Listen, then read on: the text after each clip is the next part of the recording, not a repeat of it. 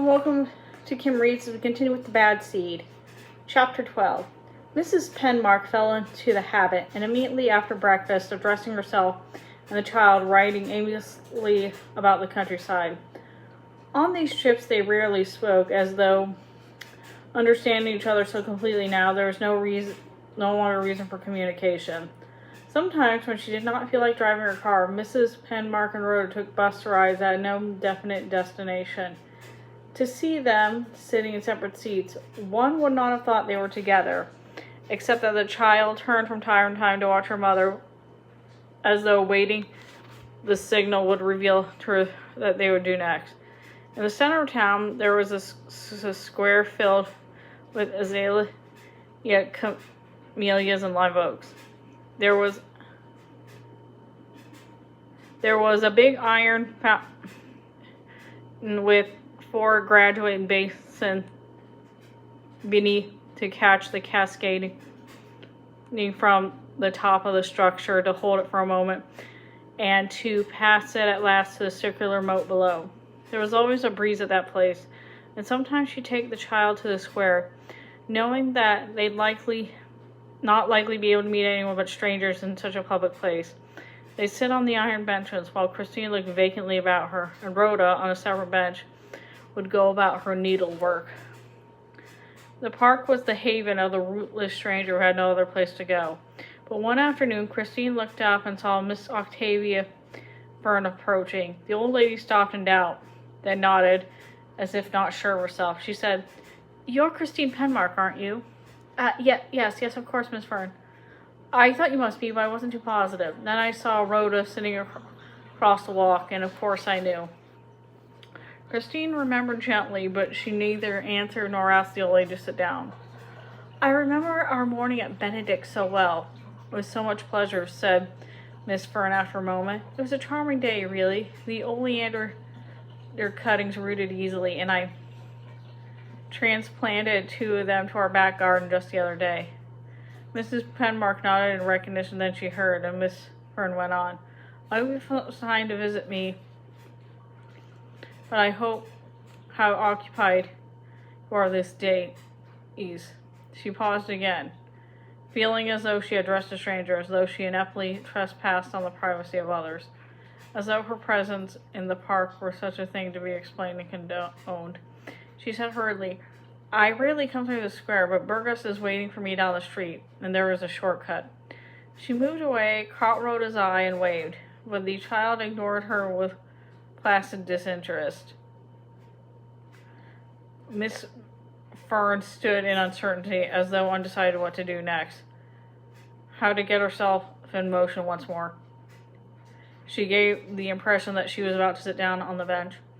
Mrs. Penmark, and then, as though impulse was cancelled at the instant of the movement was contemplated, she fumbled in her handbag needlessly, as though searching for a card to give to a stranger, and said, "We must have our visit sometime soon, but I must keep Burgess waiting.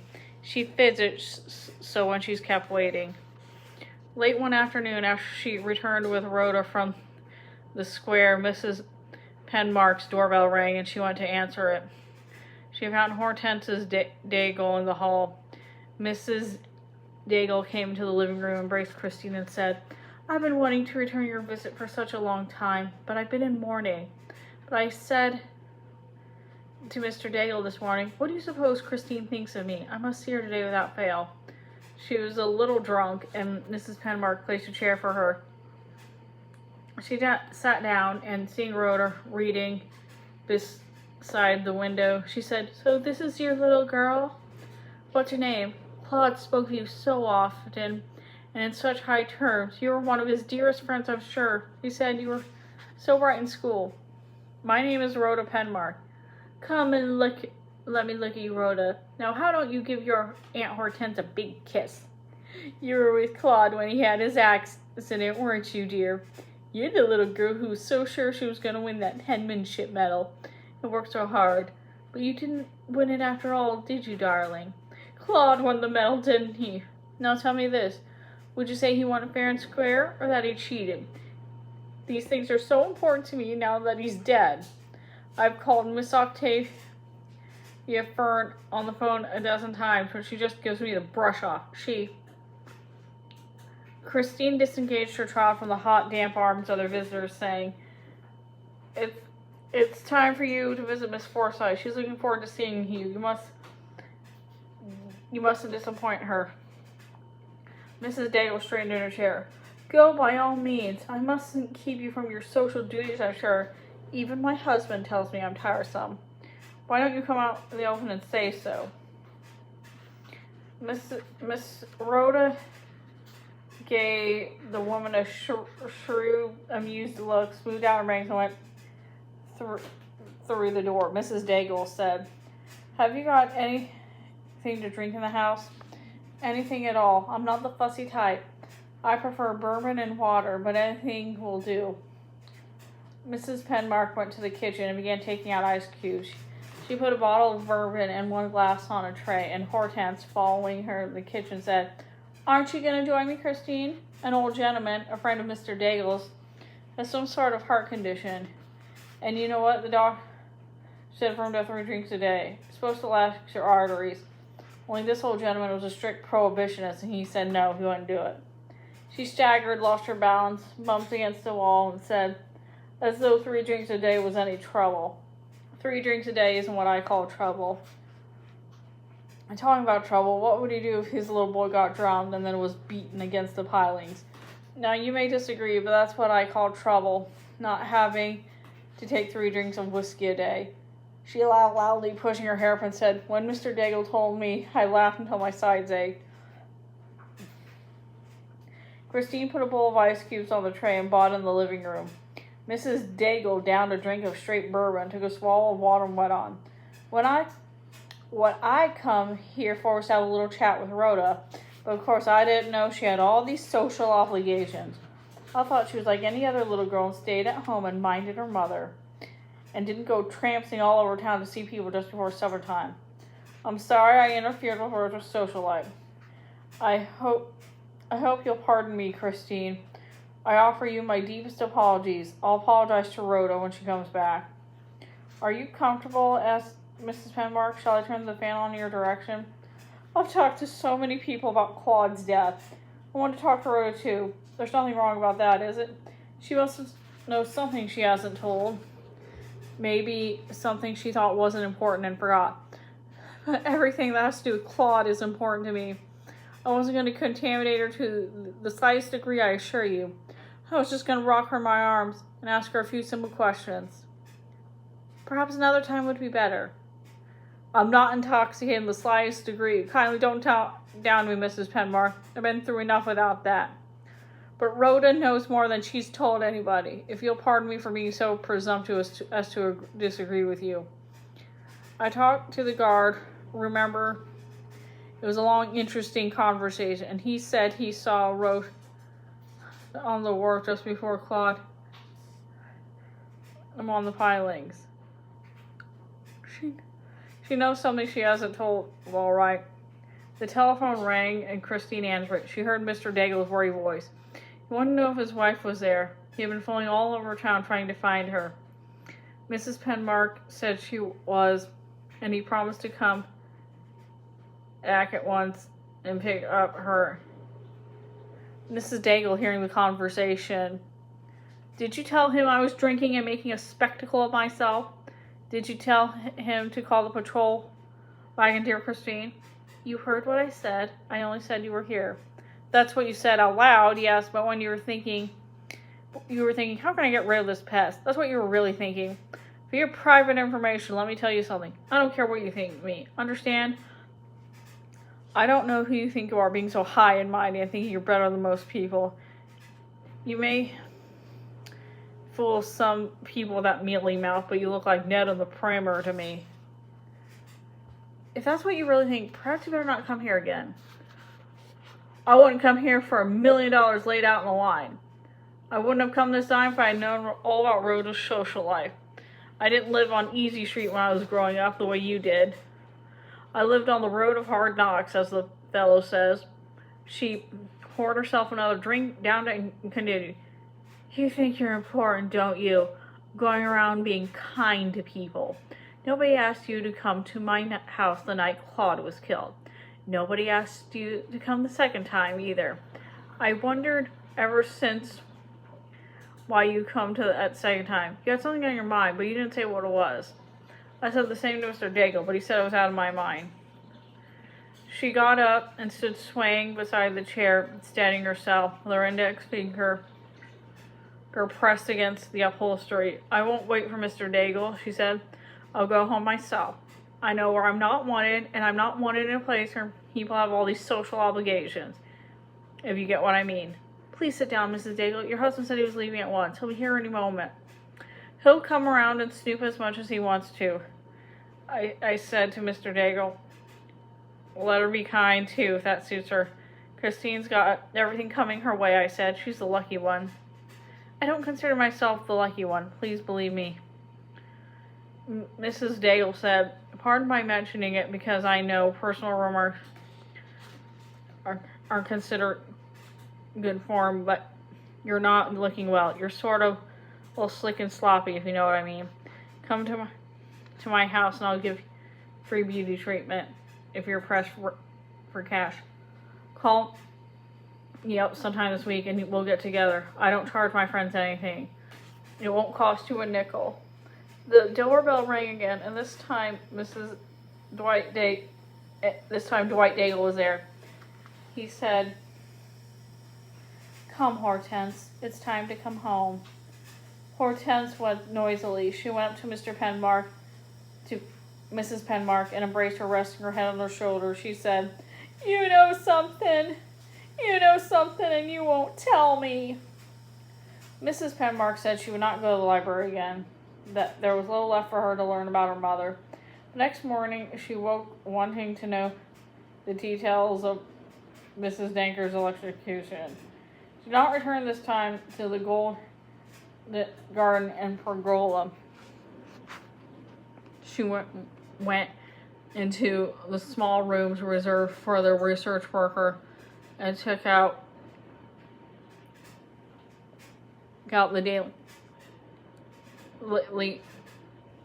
newspaper that cover the period, she sought to know about. She read steadily for the next few hours. Her mother's death in the chair had been a sensation that had been featured everywhere. There was a photograph of her mother at the moment of her death. A reporter had smuggled in a camera, concealing how behind the button, and at the instant the current hit Bessie Danker and hurled her against the straps, the picture was snapped. She studied the picture with concentrated attention. Everything there was to see eye to eye. The black mask that covered her mother's face, the bound hands raised from the wrists, trembling and out of focus movement, the fingers spread apart like the talons of a predatory bird, the thick, dead white, hairless legs strapped down and bulging outward under the power of the current. She sat for a long time, the picture before her eyes. She had been fooled to wonder what Rhoda's end would be. She knew now for Rhoda, unless something were done, would repeat the idiotic pattern of her grandmother's life, making the necessary allowance for time and circumstances. She, too, for Rhoda, was very clever indeed, would escape for a long time, but she would be caught and destroyed at last. And in that interval between accomplishment and detection, she would destroy everything she touched. She, too, would end up in a blare of publicity and sentiment. In the gas chamber, at the end of a rope, or lunging forward, or at the current struck her and hurled through her blood. Clearly, at the instant she saw a picture of her daughter's end, and covering her face, she turned away and said, and murmured, God have mercy on us. Now she no longer wanted to read or even think about her mother, and she returned the old papers to the custodian. She got her things together in preparation for departure, but Miss Glass came into the room and said, I've been thinking about your book, particularly the end. Have you decided yet? Yes, I think so. Miss Glass smiled at the self-deprecatory way She had a confession to make, an apology to offer. She'd done things which she thought over. She saw clearly she should not have done. She knew how jealously authors must guard their plots, but she had been so interested in Mrs. Penmark's situation that she told others. It happened this way. Her sister, with whom she had lived, had strong literary feelings. There was a little group in which they both belonged that would meet up each week to ponder trends in writing. Now, at this last meeting, she outlined Mrs. Penmark's plot, since it illustrated a point which had been raised. It was an indistraction beyond doubt, although she was sure none of the people present would be dishonest enough to use it for their own. At any rate, to make a long story short, she spoke of the author's difficulty in finding an end for the novel, and the group had discussed every possible solution. It had been like a jury discussing an actual case, really. They debated the possibilities of psychiatric treatment, reform school, or blind faith in the future. And in the end, they took a vote. It had been unanimously decided the only possible way to end the book was for the mother to keep her secret, kill the child, and then commit suicide. She ended with, "I hope I wasn't discreet in repeating what you told me, but after all, you didn't say you were speaking in confidence." It doesn't matter at all. The ending had occurred to me too. Perhaps it's the one I'll use. The night Mrs. Penmark made a holograph will, as follows. "Upon my death, I leave my jewelry and my 1912 Utrulia landscape to my friend Monica W. Breedlove as a memento of my constant affection. To my husband, Kenneth Penmark, whom I've loved to the inclusion of all other men, I returned the Modigliani drawing he gave me with the earnest wish that he found a more worthy recipient of it, that he forgive me and if I marry again. My bank balances, my stocks, my bonds, and all other property I possess at my death, I leave to Thelma Jessup, widow of Leroy Jessup, who lives at 572 General Jackson Street." She dated the will August 3rd, 1952, signed it, and put it in the drawer of her desk. She kept locked, saying to herself, "It's all I can do in atonement." And then she finished the will, sat for a long time thinking. She knew what she was going to do. The conflicts had been torn her apart so long they were stilled at last. There only remained to do it as sensibly as she could.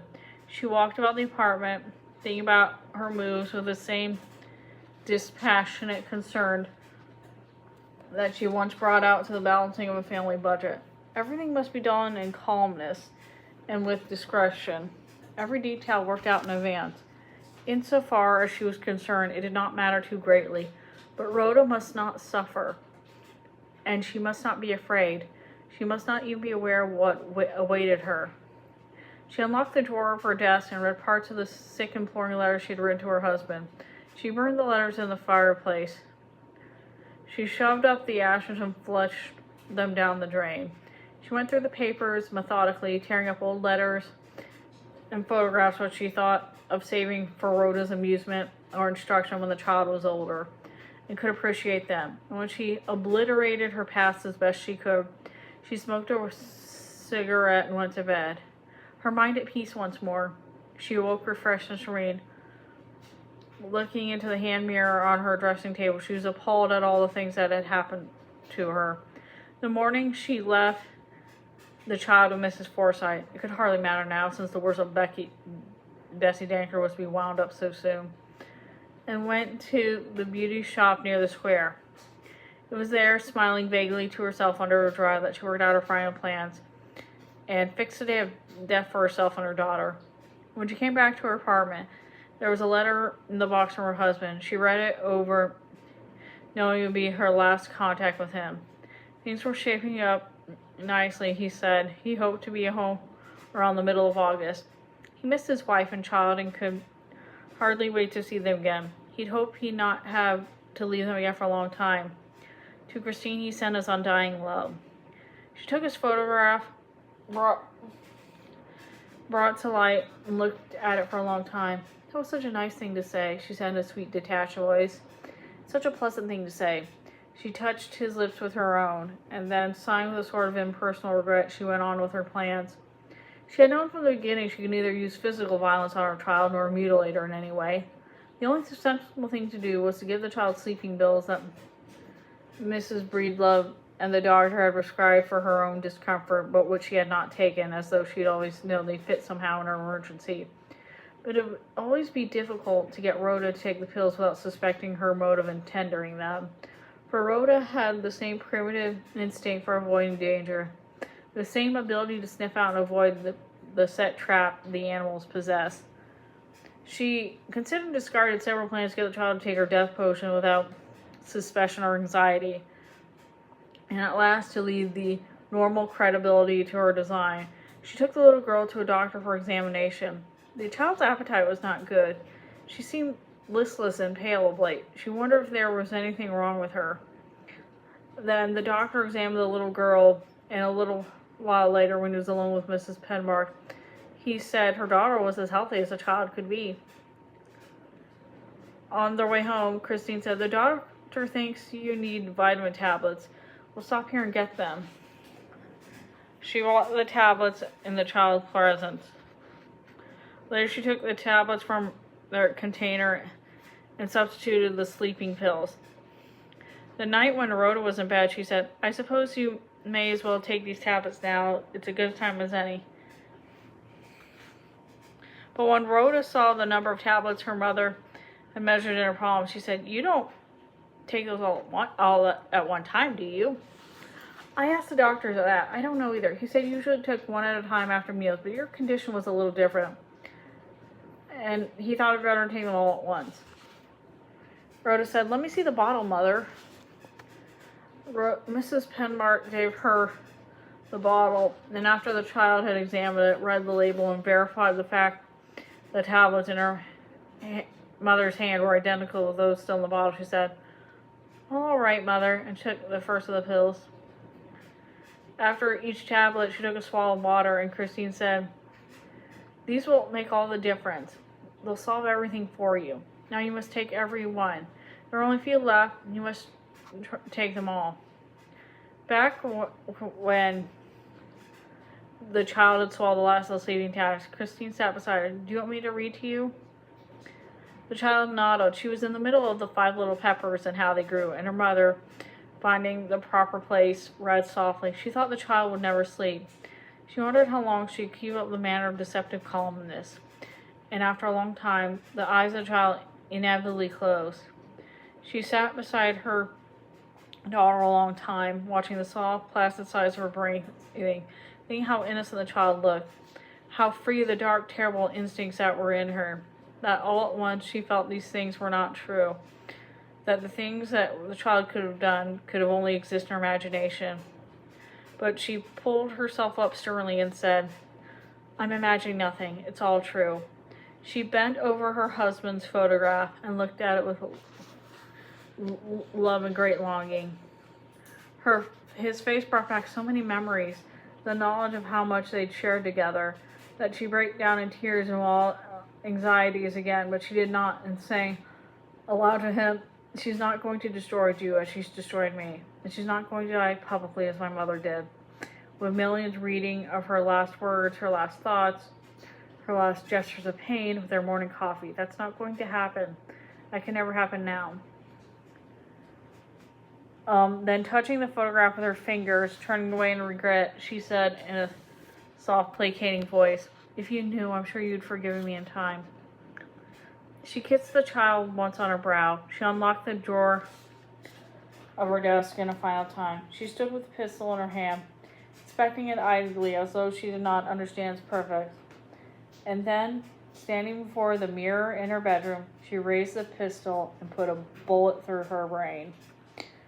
Mrs. Breedlove, playing contract with her brother and 2 other strangers they had met, laid down the cards and said for the 3rd time, "I'm worried about Christine. You can say what you please, Emery, but there's something wrong. I've called her a number of times tonight, and her phone doesn't answer. Maybe she doesn't want to answer the phone. Maybe she's gone to the movies. Why don't you quit worrying and let poor Christine mind her own business? Christine always answers her phone. If she doesn't go out anymore at nights alone. You know as well as I do. No, Anna Marie, there's something odd about it. Who is this Christine I'm talking about? Asked Mrs. Price. Is she a relative? She's a neighbor, said Mrs. Breedlove, but I'm fond of her and her little girl too. She's such a lovely woman. So gentle and simple and so completely unaffected. She shuffled the cards, and when she dealt, she said stubbornly, if she went out, as Emery suggests, Mrs. Forsyte, who lived across the hall from her, would know. I'm going to telephone her in a minute. Emery laughed indulgently and said, what do you do with women like that? She's been that way ever since I can remember. Well, I don't know, said Angeline Price. I think she ought to call Mrs. Forsyte. She looked at Mrs. Breedlove, and they nodded in agreement. Emery glanced at his watch and said, it's 11 o'clock. You're going to catch her before she goes to bed. You better hurry and do it. But Mrs. Forsyte said she hadn't seen Christine or Rhoda since just before supper time. They had not gone out. Of that she was positive. Perhaps they had just gone to bed early. Monica said, will you ring her doorbell? I'll just wait here until you do. When Mrs. Forsyte returned, she said she rung the doorbell repeatedly. She also pounded on the door and called Christine's name, but there had not been a response at all. Is there anything wrong? She said. Do you want me to do anything? Mrs. Breedlove turned back to the card table, but after a little while, she threw down her hand and said, I'm going over there and finding what's the matter. Turned to Emery, she said, if you don't want to come, you can stay here where you are, but I'm worried and I'm going to find out. Emery said, I'm not going to let you drive to town by yourself this time of night. Then laughing self-consciously, he said, let's get started if we're going. Christine used a gun. You think somebody would have heard that. Okay. As they approached the apartment house, Johnny Kunkel, who had been home by 12, was pulling up to the curb across the street, having just been taking his date home. Mrs. Breedlove called to him, and he joined them on the sidewalk. They went first on the door, and Mrs. Breedlove knocked and rang the bell. Mrs. Forsyte joined them, clutching her kimono to her throat. Monica said, John, do you think you can climb out of the balcony, get the kitchen, break to the window if it's locked, and then go straight to the house and unlock the door for us? He opened the door at length, and Monica called out in a frightened voice, Christine, is everything all right? Then they went to Mrs. Penmark's room, where a light still burned, and huddled together at the door. And when they backed away, turning on lights all over the apartment, Mrs. Forsyte ran to the child's bedroom. And when the others joined her, she said, Rhoda's still alive, but we must get help quickly. To Johnny Kunkel, who stood with his mouth half open, she said, pick up Rhoda and take her to the hospital in your car. Drive as quick as you can. I think there's time to save her, but we must hurry. Then she added, wait, I'll come with you. After the funeral, Kenneth Petmark sat in Mrs. Breedlove's living room. Rhoda was out of the hospital and was staying with Mrs. Forsyte until arrangements could be made for her future. She said that morning at the funeral that she kept Rhoda as long as necessary for this particular emergency or forever, if Kenneth would agree. He told his mother that her sisters would arrive the next day, and no doubt Rhoda would go back with them. But now, sitting in Monica's big fan, he said, pressing his nervous hands against his head, why did she do it? Why in God's name did she do such a thing? He turned to Monica and said, she was closer to you than anyone. Did she say anything to you that would give any idea why she did it? There must have been some reason. Mrs. Breedlove said, I don't know why she did it. I thought of it until, I'm almost prostrated. I can only say I don't know. I've retraced everything she did and everything I know. I've talked to Reginald Tasker and Mrs. Octavia Fern, and they haven't had any idea either. There was a reason. Christine didn't do anything without a reason. I can't understand it. I can't. I think she must have stumbled on something too terrible to endure. When she was at the hotel with me, I begged her to let me cable for you to come home, but she wouldn't hear of it. She said it didn't concern you at all. She seemed to have been so much better these last days. I shouldn't have left her alone. I shouldn't have. Do you think she was insane? Asked Kenneth. No, I do not. I most empathetically do not. Christine wasn't crazy, said Emery. She was worried sick. Kenneth sighed, and again he pressed his palms against his forehead, as though to quiet some unbearable pain in his head. Then Mrs. Forsyte came in with a little girl, and Rhoda went at once to her father to embrace him. He took her in his arms, and as she smiled, tilted her head and pulled away. She danced across the carpet. She raised her chin a little, showing her shallow dimple, clapped her hands charmingly, and said, "What will you give me if I give you a basket of kisses?" "Come, darling," said Mrs. Forsyte. "You aren't strong yet. You mustn't tire yourself." Then looked significantly at Ken. She said, "She's too young yet to understand what happened. She's such an innocent child in many ways." But the little girl was not diverted from her game. She did a little pirouette, curtsied, and said, "What will you give me, father? What will you give me for a basket of kisses?" There was a moment's silence before Kenneth answered, "I'll give you a basket of hugs." And then, as though the last vestige of his reserve was broken, he covered his face and wept with a harsh, tearing sound. "Come, Rhoda," said Mrs. Forsyte. "Come, my darling." She took the child's hand and led to her door. "Let's go downstairs and cut out some paper dolls. Your father's too tired from his long plane trip. We'll come back later when he's rested." Then turning to Kenneth, as though in reproof of his grief, he said, "You must not despair, Mr. Penmark, and become bitter. We cannot always understand God's wisdom, but we must accept it. Everything was not taken from you as you think. At least Rhoda was spared. You still have Rhoda to be thankful for." And that is the end of The Bad Seed. Thanks for listening.